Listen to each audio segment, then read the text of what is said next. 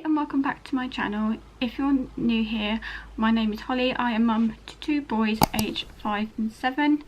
I tend to do vlogs on everyday life, anything to do with autism, lifestyle, and soon hopefully doing travel stuff and tips and advice and talk about general life. So I'm going to put a bit of a trigger warning because we'll be talking about ectopic pregnancy.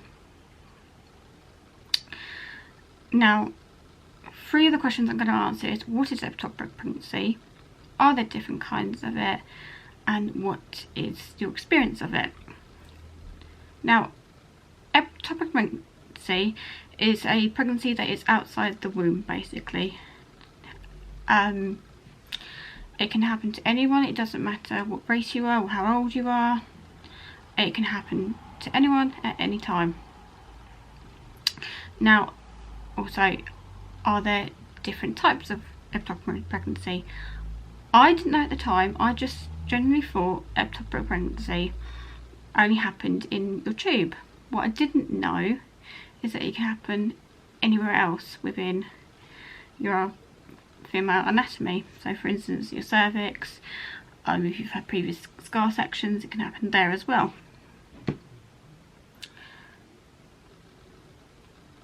Now, on to the last question, my experience. So when I found out I was pregnant in expecting my third child with my partner in March 2019. We were both really nervous, and quite scared, but we were excited at the same time that we were expecting a third child together. Because before I had my youngest, I was pregnant with twins, and then I lost both of them at 6 to 10 weeks. We weren't entirely certain of how far gone I was, but we reckon it must have been about the 8 to 9 weeks mark. But the thing has stopped growing at 6 weeks. So yeah, I didn't like telling people until my 12th week scan because obviously of my previous miscarriages. So I went to work one day and went to answer a emergency bleep with a doctor because he didn't know where he was going for this emergency bleep, so I went with this doctor, and I came back and I noticed I was bleeding a little bit. So I went and told my manager, who told me to go straight to A&E because obviously I was bleeding. Who then told me, and I was seen in A&E, and I was then told to go home and to call my GP and to basically wait to be seen by gynae, to obviously to have a scan. So we waited and waited and waited. I kept going back and forth to the early pregnancy unit because I kept having bleeds. I was then starting having little clots, and I kept being told at this time that, oh, it's nothing serious, because the only symptom I had was little bleeds and little blood clots. And they said to me, it looks like you are basically having a miscarriage. But what was really weird for me was I was still having pregnancy symptoms. With my previous miscarriage, the whole pregnancy symptoms just stopped. They completely stopped. So I thought, something's either irritated or something seriously is wrong. I kept pushing and pushing and saying that you need to scan me as soon as possible because something doesn't feel right. It doesn't feel like a miscarriage. And I was blankly told, no, you're miscarrying, go home.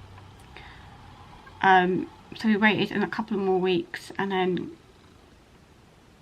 I went for a scan. I came in for a scan.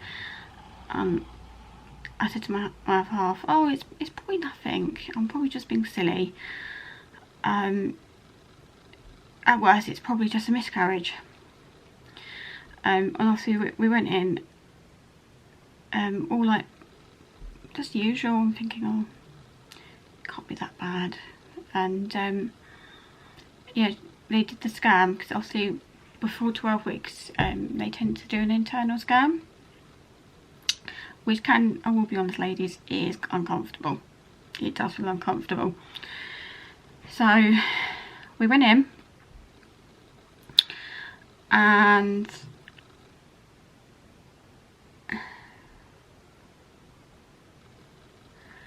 the lady did the scan, and I immediately remember looking at her, and I thought to myself, something's not right. It's just the look on her face, because her face kind of said it all a little bit. I know most people, sonographers, try to disguise it, what they got the look on the face, but she literally looked at the screen and went like that, and I just went, there's something not right there. It's just the way, it was just literally just the way she went. So I immediately knew then something wasn't right, and obviously she stopped the scan and she turned around and said to me at my other half, I'm really sorry, but it's an ectopic pregnancy. And I immediately thought, oh crap, it's in my tube. I was like, are you sure it's an ectopic pregnancy? Because I was told I was miscarriage. She goes, no, it's definitely an ectopic pregnancy. She goes, I'll be honest with you now, it's unusual. And I was like, what do you mean? Is it just on the outside of my tube or something? No, I just need someone to come and have a quick look. So obviously someone came and had a quick look because she wanted a second opinion. And they literally looked at it and they both did the same thing. And I was like, so what is wrong? What is wrong? I've been told it's ectopic, but what's going on? And they said, we don't know how to say this to you, but it's on your cervix. I was like, I looked at them, I was like, what do you mean it's on my cervix? And they said, yeah, the ectopic pregnancy is a really unusual one because it is on top of your cervix. And me and my partner were just like, okay. So we were then taken into like this little room, which is like a little bereavement room, where they tend to take people when they've had a miscarriage and things like that. And obviously the consultant came in, and so we have 3 options, which is basically, one option is that they just leave it and to see if it, because of obviously where it was, if it will come out itself, basically miscarry. There's another thing called medical management, which is basically you are given something called methotrexate, which is an injection, 2 injections. That's the first option, one of the options I had, and then the third option was surgical. Now, I went for the medical management purely because, first they wanted to see how it went, so to see if basically my body would push it out, push the pregnancy away. And they were going to keep an eye on me, and I had to go in for like regular appointments and things like that. Waiting to go home, and I said to one of the junior doctors, that I didn't feel right. I felt really funny. I felt like I was going to pass out. And they said I literally went white as a ghost. And as it turns out, I was having literally massive blood clots. So I then had to stay in overnight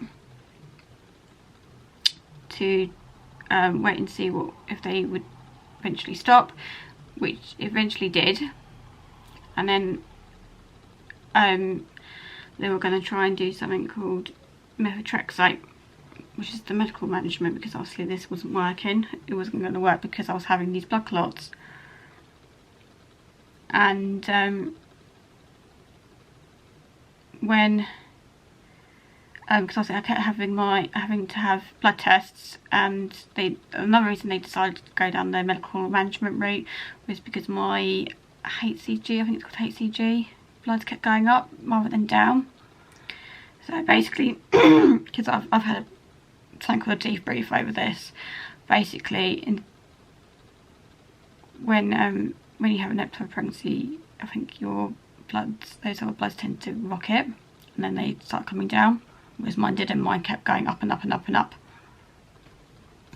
So, which is why they decided to do the medical management. So I had my first set of methotrexate, which I burst into tears over, because one of the things they told us at the first scan was that there was a heartbeat, and that really killed me, knowing I had to stop the heartbeat. Something I didn't really want to do, but I knew in order for me to be okay, I had to, and it's something I always will live with. So yeah, I cried massively over that, but unfortunately I had to have another set of methotrexate because it didn't work the first time round.